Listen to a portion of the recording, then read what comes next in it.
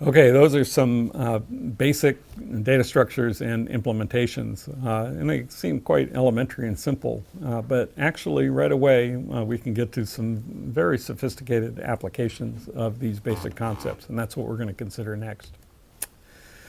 Now, first thing to mention is that often the kinds of data types and data structures that we implement are found in Java libraries, and that's true in many programming environments.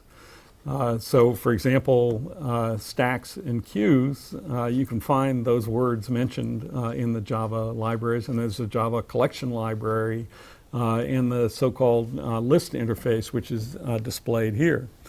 So Java has a general API for sequences of items, and it's got things like append at the end, remove from the beginning, and so forth.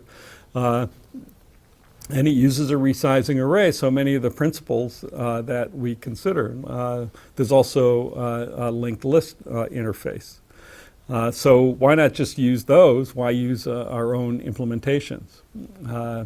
The problem is often in such library code is kind of designed by committee phenomenon that more and more operations get added.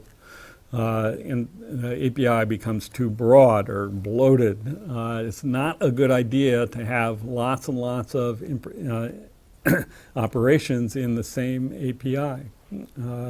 And we'll see an example in a second of the problem. The real problem is that when you do that, you can't know much about the performance, or you can't assume much about the performance. And so you can kind of immediately arrive at bad performance, even for simple clients. So our best practice that we recommend is so few of these basic data structures that we use, and they're so simple, is to go ahead and use the implementations that we've just discussed for these fundamental data structures. Maybe later on, after an experienced programmer who knows what he or she is doing could use some of these library collections effectively, but inexperienced programmers often have trouble with this. Here's a war story from student programming assignments not that long ago. So we have an assignment where you need to generate random open sites in a percolation system. We have one student who was paying attention to what we're saying and uses an array and can pick the indices into that array at random, check whether they're open, and repeat. So the array is n by n, there's n squared things, and it takes about n squared time, which is actually linear time for this application. But then we have another student who had some Java before coming to us and considered himself an expert and said, well, I'm going to use linked lists because I can use Java's library and I don't have to worry about downloading your stupid code. And so I'll just use that one and pick an index at random and delete. And that program took quadratic time. And poor Kenny, when trying to run his program for the huge instance that we asked, found that it wasn't finishing. And the reason is that the Java linked list implementation takes linear time to find an item with a given index, not constant time like an array. And that's difficult for Kenny to think about and difficult to derive that information from the implementation, so the program is just too slow.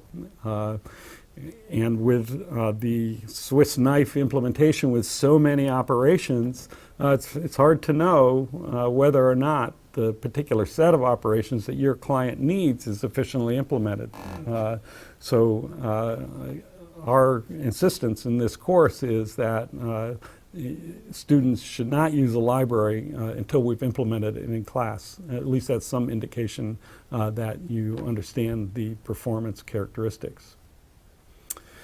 So now let's look at some applications then of stacks. stacks are really actually fundamental underlying computation because they implement recursion. And so you use stacks often every day. When you go use the back button in a web browser, the places you've been are saved on a stack. Right now, we'll look at two examples. One having to do with compiling from a programming language or interpreting into an actual computation. And then the other one is the PostScript language, which is widely used for printing and publishing. So the way that compilers implement functions is using stacks. When there's a function call, the whole local environment is pushed, and then along with the return address, and then the function return is pop the return address in the local environment. So there's a stack there that contains all that information, and whether the function calls itself or not is not relevant. The stack contains the recursion. In fact, you can always use an explicit stack to make a recursive program non-recursive. So this is so when we have the GCD function computing the greatest common denominator. Greatest common denominator of P and Q is greatest common denominator of Q and P mod Q, and it just calls itself until Q gets to be 0. And as this graphic indicates, it just does it by saving the information on a stack. Now, a specific example that really shows this off and also will illustrate the utility of being able to process multiple types of data with the same code is this example is Dijkstra's two-stack algorithm for arithmetic expression evaluation. So the goal is you've got an arithmetic expression. This is just actually like a simple stand-in for a program, and we'll talk about that in a second. But let's say arithmetic expressions, where you have operands and operators, and you want to evaluate it. And Dijkstra's algorithm is very simple to express. You process through the expression from left to right. If you see a value, you put it on, you can maintain two stacks, and if you see a value, you put it on the value stack, and if you see an operator, you put it on the operator stack. Left parentheses you ignore, right parenthesis you pop the operator in two values and push the result. Now that's a lot of words. Let's look at a demo. So we start out with empty value stack and operator stack, and we're going to move from left to right. So, and those are the, atop is summarized the 4 types of things that we could wind up with and what to do. So left parenthesis we ignore. The value we put onto the value stack, so that one goes right onto the value stack. Operator we put onto the operator stack. That plus goes in the operator stack. Left parenthesis ignore. It seems strange to be ignoring parentheses, and we'll get back to that in a second. Value, put on the value stack. Operator, put on the operator stack. It doesn't seem like we're doing much, except putting stuff on stacks. And now when we come to a right parenthesis, that's when it gets interesting. What it says is you have the top operator and the top 2 values, and that's what you want to do, is apply that operator to those values and put the resulting value that you get back onto the operand stack. So we take off the top 2 things, we do the operation, and then we put the thing that we get onto the value stack. And that's the right parenthesis. So now, continuing along, we put a star on, left parenthesis we ignore, 4 on, star, 5 goes to the value stack. Now we got a lot of stuff on the stacks, and we got 3 right parentheses, and that's going to finish up the computation. Take the top 2 items off the stack and the top operator off the operator stack, perform the operation, put the result back on the value stack. Another right parenthesis. Take the top 2 values off, perform the operation, put the value onto the value stack. And finally, the last right parenthesis. Take the 2 operators off the value stack, operands off the value stack, and operator off the operator stack, perform the operation, put the result back on the value stack. and we're at the end of the computation, and that's the result. The value of that arithmetic expression is 101. Okay? Yep.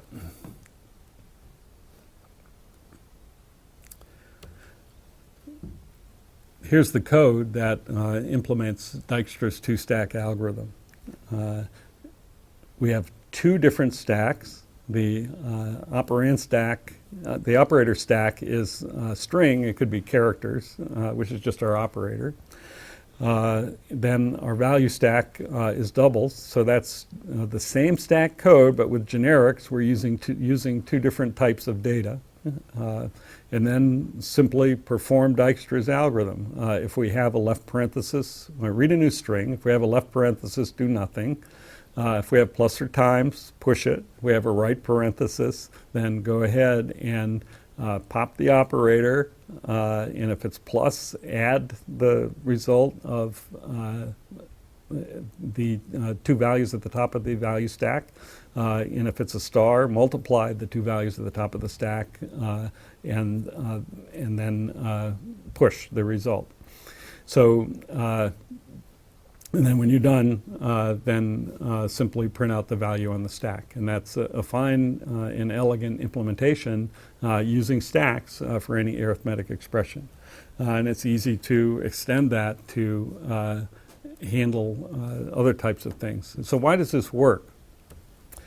Well, when the algorithm encounters an operator, say in the inside with, you got parenthesis, operand, operator, operand, parenthesis, it's easy to see that what it's going to do inside there is put at the top of the stack, whatever it is to put the 2 and 3 on the top of the value stack, and the plus on the top of the operand stack. And then when it hits that right parenthesis, it's going to perform the operation, and it's going to proceed then exactly as if the original input were that with the value replaced.